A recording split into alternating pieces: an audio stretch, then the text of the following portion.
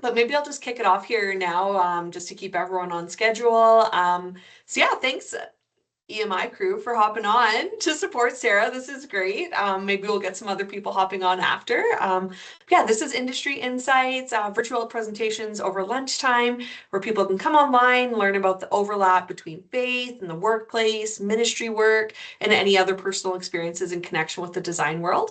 Everyone here knows me, but I'm Steph Chat. I'm the communications coordinator with EMI Canada, and I will put my email address in the chat just in case anyone wants to connect after. If anyone else joins, you guys don't need my email. You all have it.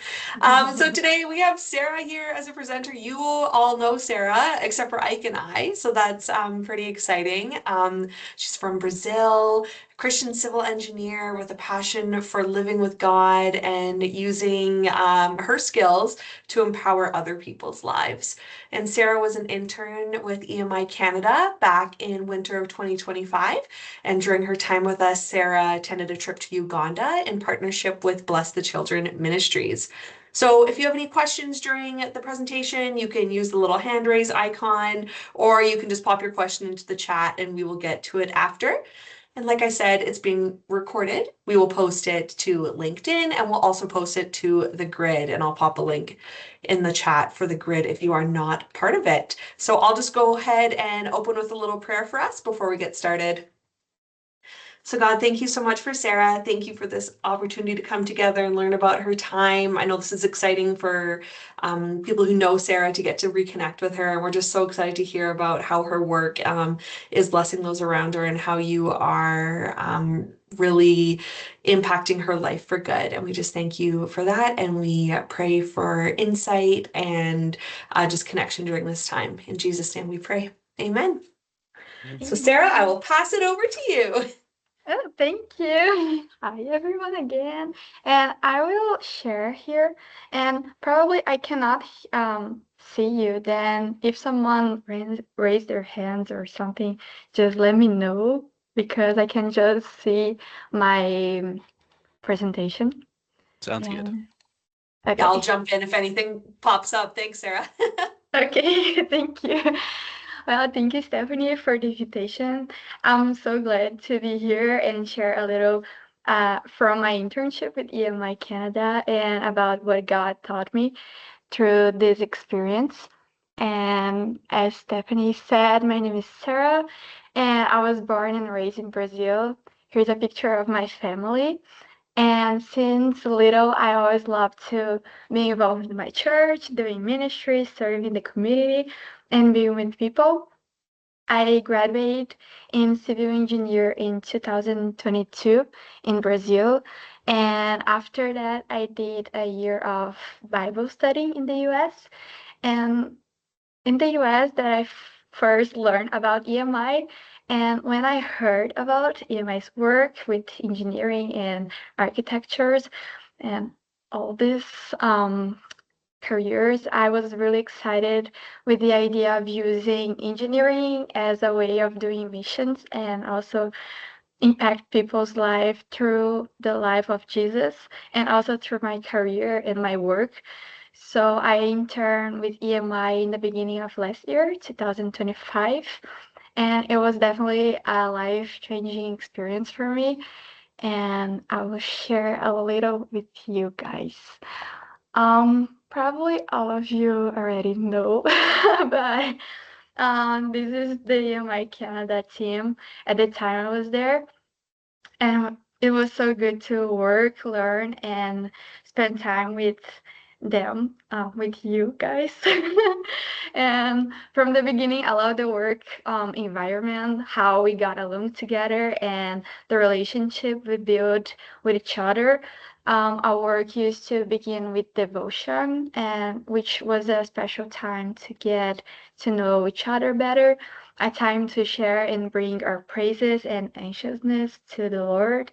And also, it was a time to share our goals for the day and have a time to pray for each other and for EMI's offices around the world. And during the internship, the project we were focusing was the master plan of the BTCM secondary school campus in Uganda. And BTCM is Bless the Children Ministries, and they are a Christian ministry with the vision to be the love of Christ to Ugandans orphaned and vulnerable children, equipping them to become authentic, godly leaders that transform generations. And BTCM already has a primary school, and now they want to they are dreaming of having the secondary school so that the children so as the children growing up they can have a place to continue their studies and also grow in their relationship with God and with one another.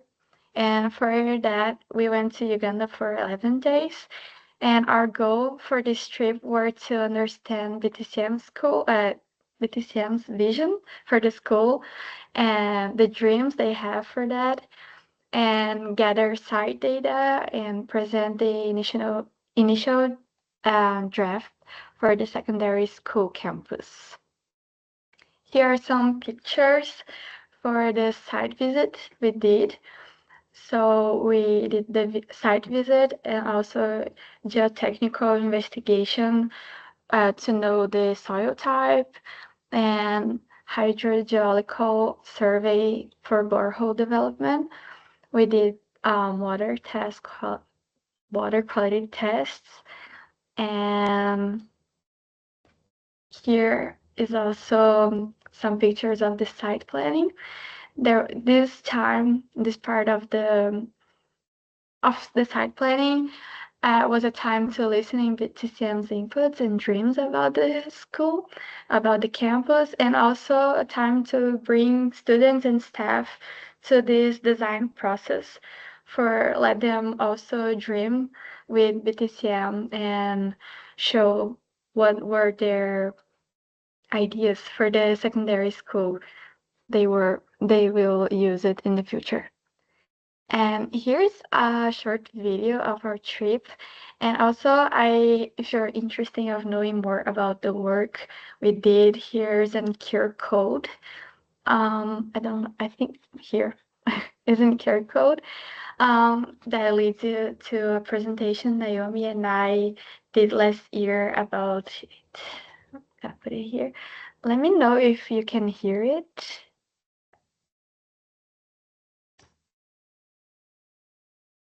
No, we can't hear it. But there is a setting, You I think. can't? Yeah. Oh, There's but a setting you have to turn on. here or in the. I think it's when you're sharing. So when you go to click share content, you have to include sound. So Okay. Do you need a sound or it's No, you're just fine. like Okay, so what I would do, Sarah, is reshare your screen.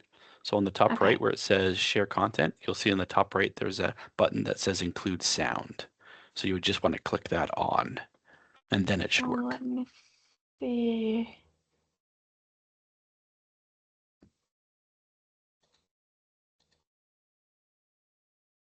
Stop sharing? So, and yep, then so you can stop sharing and then okay. go back to the share button, click on that, and then the drop down that comes up, it says share content, and then include sound. Oh, there we go. Yeah. Thanks so much, Ryan. We had some roadblocks at the beginning, so we're glad we could get that sorted out. Thank you. So now it should work. Let's see. Perfect. Okay.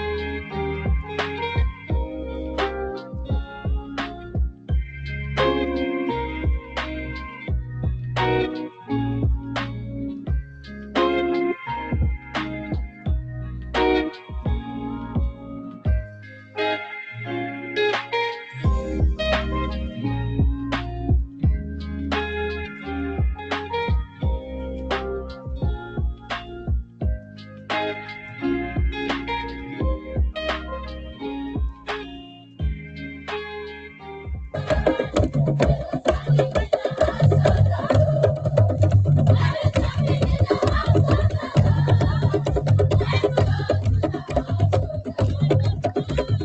go. All men went to preach. All men went to preach. Let's go. All men, three men, two men, one man went to preach. One man went to preach. Let's go. So this is the short video, and after our time in Uganda gathering all this information and data, we went back to Canada and continued the work on the master plan. And here are some drafts of the secondary school master plan, if you just for you to see a little of our work. And during this time in with EMI Canada, God taught me a lot about life and work and about the overlap between faith and work, because I always knew that our life with God, our faith, should be not separate from our other areas of life. But it was during in my internship that I really got what it means to let God's love overflow through work. It's easy for me to view my work as a task to be finished, but during this time, I saw and I learned also how my work can be so much more than just a task to be finished. And in the Bible, it says, like, the Bible teaches to do all things to God and wholeheartedly, and not just with the part of our heart that wants the tasks to be done, but with the part of our heart that wants to glorify God, the part of the heart that wants to show love to people, the part that wants to bring purpose to the work we do. And as Christians, we are called to love, and this impact how we work. So in 1 John 4:10 and 11, it says, "This is love, not that we love God, but that He loves us and sent His Son as an atoning sacrifice for our sins." Dear friends, since God so loved us, we also ought to love one another. God's love for us should not stop in us, but also should overflow from our lives to other lives, for to reach others' lives and bring it to the work area. The overflow of God's love from our lives to other lives is not just when we or I deliver my final work, but in every step. So overflowing God's love in every step means that before we start work, the overflowing of God's love is by listening to the people, understanding their needs, understanding their culture and how it impacts the work to be done.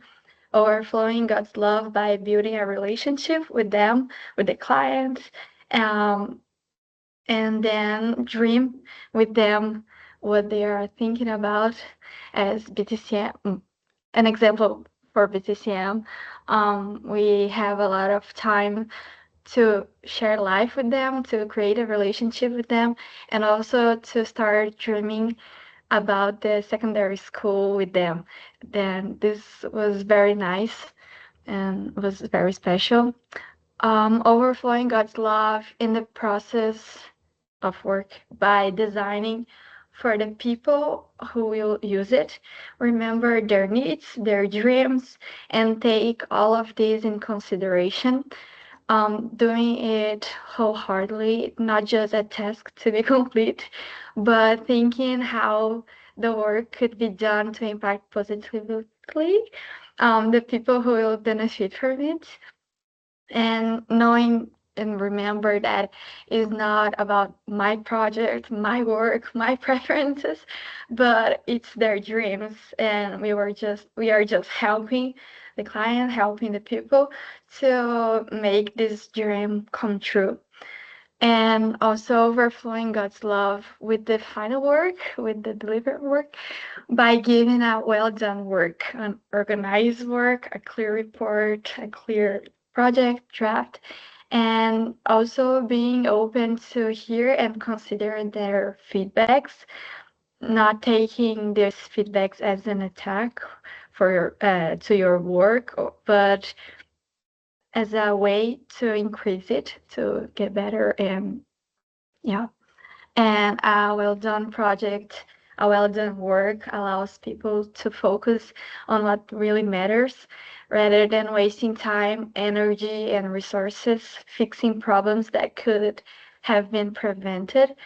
And these things that really matter are our time with God, our time with other people, our time that we can dream, our time that we can use for a better life instead of just uh, fixing things that we could prevent, as I said.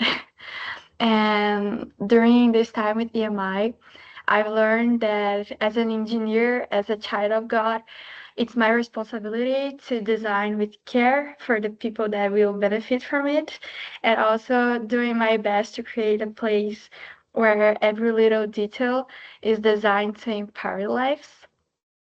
And um and I sorry guys.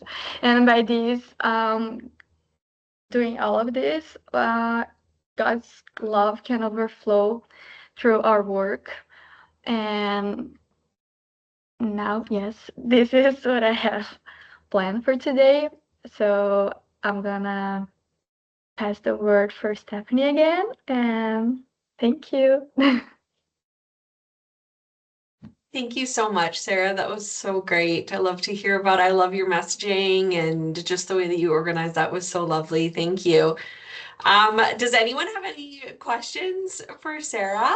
We can just go ahead and hop on the mic if you have a question or put it in the chat. Nice to catch up too. Yeah, I'm interested, Sarah. Hello. I'm interested to kind of hear an update from you as far as like what's kind of happened after your internship and how your experience with EMI Canada has shaped kind of your future and kind of what you're looking forward to. Yeah, what does that look like? It's a good question because I think going back to Brazil, it's kind of I'm trying to readapt or yeah, readapt my routine and my work. I'm working with an engineer. I forgot the word. Company? Company. Yeah, thank you. An engineer company, and I also started a postgrad course about structure because this was something that during our project trip to Uganda I was very excited and curious about was the structure part, and I was like, okay, I'm gonna do that. So I started a postgrad about it, and as I said, I think my time with EMI Canada, with EMI there in Uganda, opened my mind of being more intentional in my work, whatever it is, but to do for people and to know what they really need. So in all my work with this company, in my work at home or with in all areas, I'm trying to be more focusing on what people needs, and also yeah, what people needs, but also create more relationship with persons. As I said before I get to EMI, for me, work and faith were together, but we're more like, okay, now I'm working, I'm focusing on my work, and that's it. And after EMI Canada internship, I'm like, okay, creating a relationship with the people around me, with the people that needs this project or this work can increase way increase my work. Like I can do a better work if I have a relationship with people, because then I can know better what they need. I can know better um their culture. As I said, it was something in Uganda I find very interesting, because sometimes in our heads we think people need something, and then when you start talking with them and start knowing their culture, their way to think, you realize that they don't need what you thought they need, Mm. and they don't want the way you thought they want. Then, I don't know if I really answer your question, Ryan, but I think these are things that I'm trying to bring in my career here, and yes, that's Yeah, it. no, that's great. Yeah, it's a great insight. I think that idea of, yeah, our lives are not siloed in like work is this, and then, faith is here. Yeah, it's that really that integration between both, and every step we take is an opportunity to overflow with love in all that we do. So I think that's a great insight.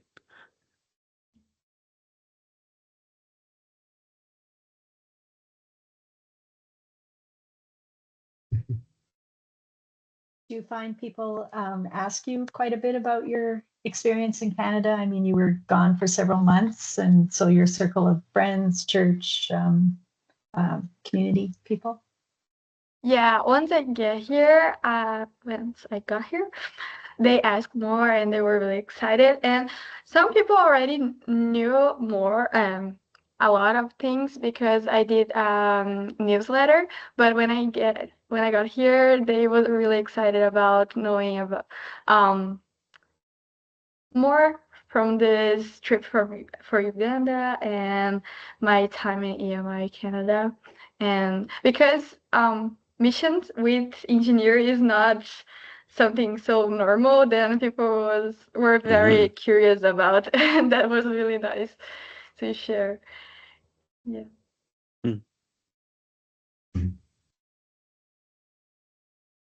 Would you ever curious? Would you ever be curious interested in joining EMI as a volunteer? Being someone like like the architect that we had on our trip and whatnot. Would that ever interest you in kind of your Yeah, I'm future? very it is.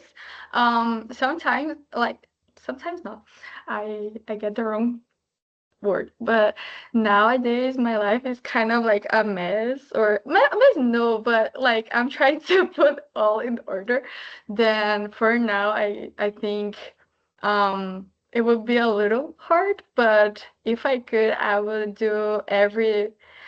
volunteer for every single project trip. It's really nice, and yeah. Yeah, because God thought teaches so many things when we are living this kind of thing, and it's so nice to live these things and not just hear about what people did, or it's nice to be in there helping other people too. And doing mission with engineer, I think it's very nice. I will definitely go. Mm. Yeah. So Sarah, looking back at your time in Uganda, what would you say was kind of your biggest takeaway from having been in that country now, and what you thought it might be like there, but as you come back, and like what deeper insight into that context do you remember now? Um, I think a lot of things, like there's a lot of takeaways that we can take from being there, but one of the things that I loved and I always remember were our relationship with the people from Uganda, and knowing their stories and knowing um like they have mindset that is very different from what I had, kind of thing. In the sense of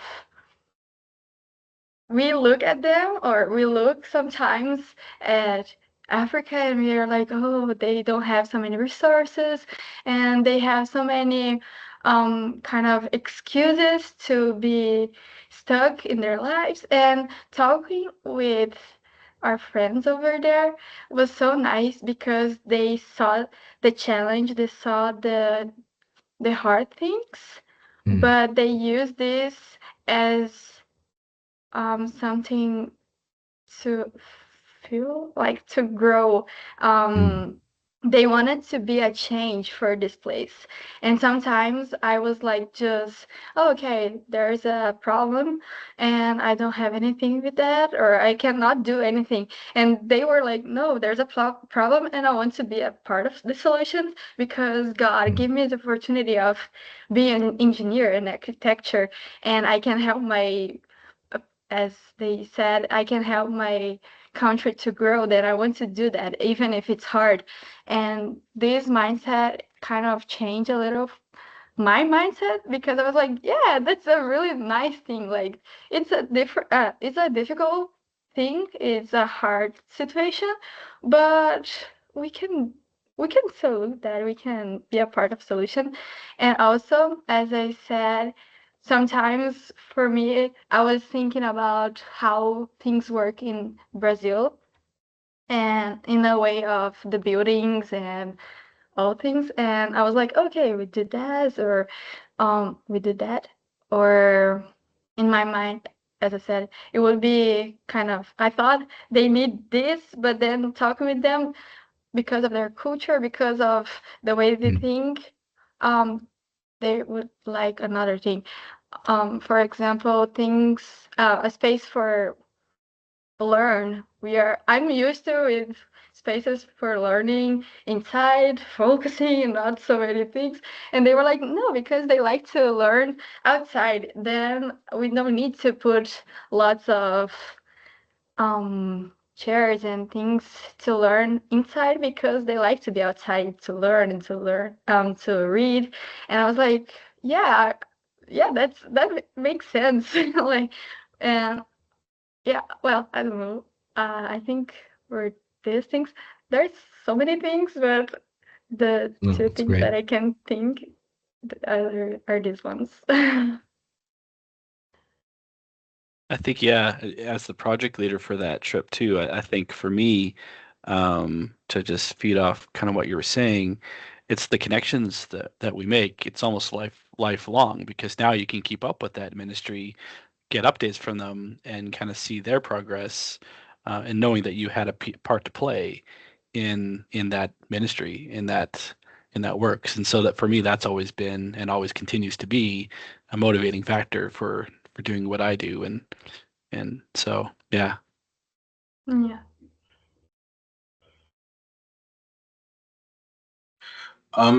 Just really quickly here, what were any challenges that you had to overcome, whether in your time in Canada or in your time in Uganda? What's the kind of ups and downs of being an intern?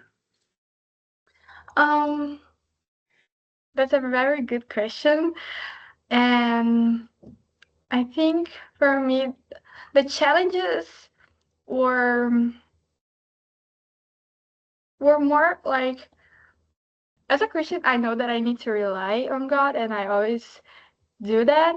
But when you are out, like in another country, and with people that you need to build a relationship, like you don't have any friends over there, or in a place where always all things are new, it's kind of like a challenge to be there and to understand how the other country works, and what are things that you should do, or what are things that people from that country or that culture would think that it's not a nice thing.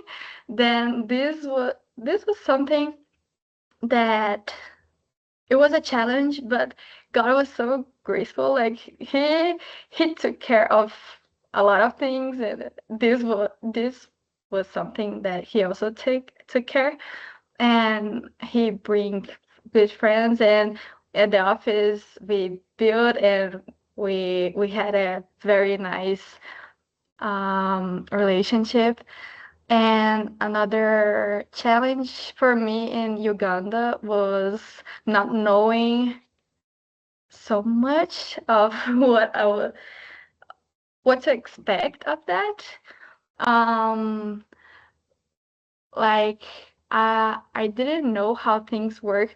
Things in the sense of the buildings, not in the sense so much of the culture, because the culture, it's funny because I thought the culture would be the main challenge, like because it's a different culture, but we got along very well and very fast together, the culture. But for me, the ways things work, the infrastructure, I was not so used to, like the toilets and the ways they people think about things. I don't know.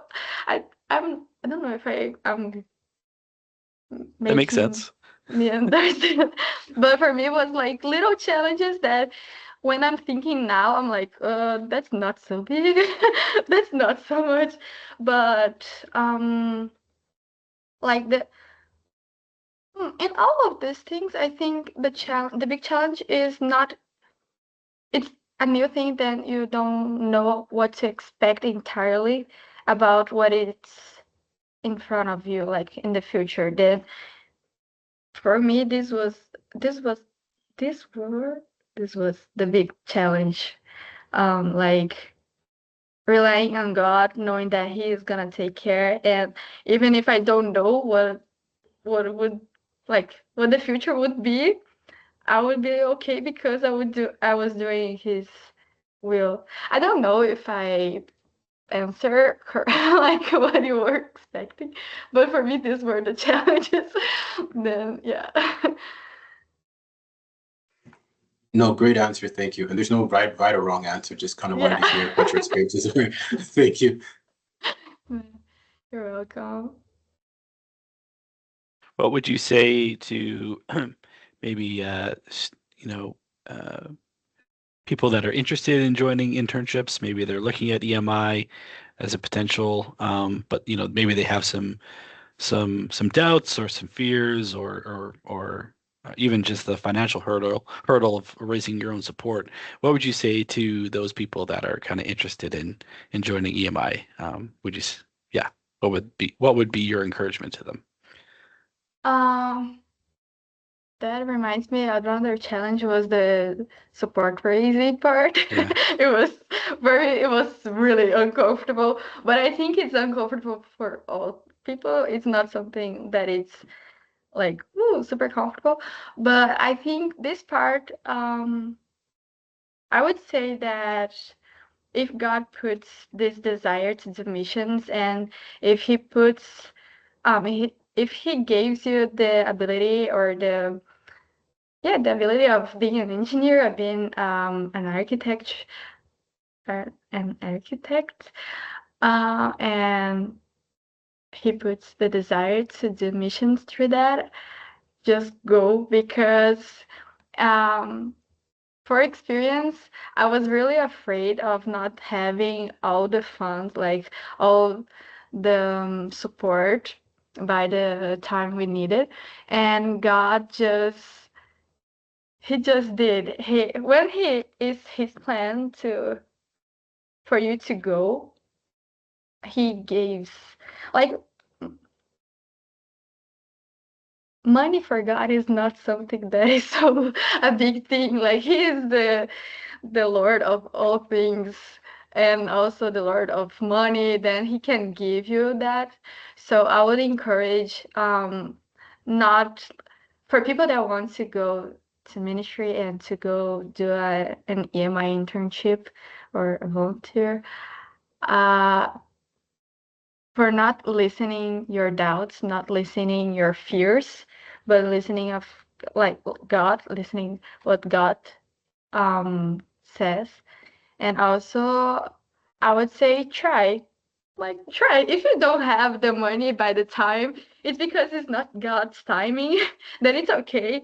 And if something goes not wrong, but different of what you are thinking, it's okay too, but just try. And if it's God's will, it's gonna happen. He's gonna give you the resources that you need. So I would encourage, like, just try. Don't be afraid of trying. Don't be afraid of relying on God, because it works. And It's the it's really adventure of special. life. Yeah. It's great. Thank you. Mm.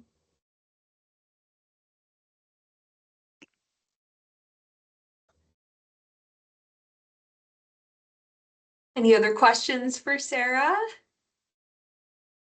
This is a great conversation. I love to hear all about that. That's amazing. I put a link in the chat just for I looked at the BTCM website and they have an update from December, I think, of 2025. So it's like an hour and a half long, but for those that are interested in Sarah's project, they can go, I guess, to that link and check out the actual ministry that we served. Thanks, Ryan. I'll be sure to add that to the posting of the recording so that people can access that. That's perfect. That's awesome. Well, thank you guys so much. Sarah, thank you so much for taking the time to hop on your evening time and present. And thanks to everyone who was able to join and people who are watching the recording after. We're just so grateful for your support. If you are able to mark your calendars for April 7th, we will be having our next Industry Insights actually with Ryan and Greg, all about their time in Tokyo. So that should be really awesome to come and learn a little bit more about that international project. And another reminder, if you live in Toronto, come on out to one of our Toronto events. They're happening April 9th, 10th, and 11th, and we'd love to have you. So thanks again, Sarah, and thanks everyone for attending and for watching the recording, and I hope you have a great day. Good to see you, Sarah. Thank you. Good Thanks.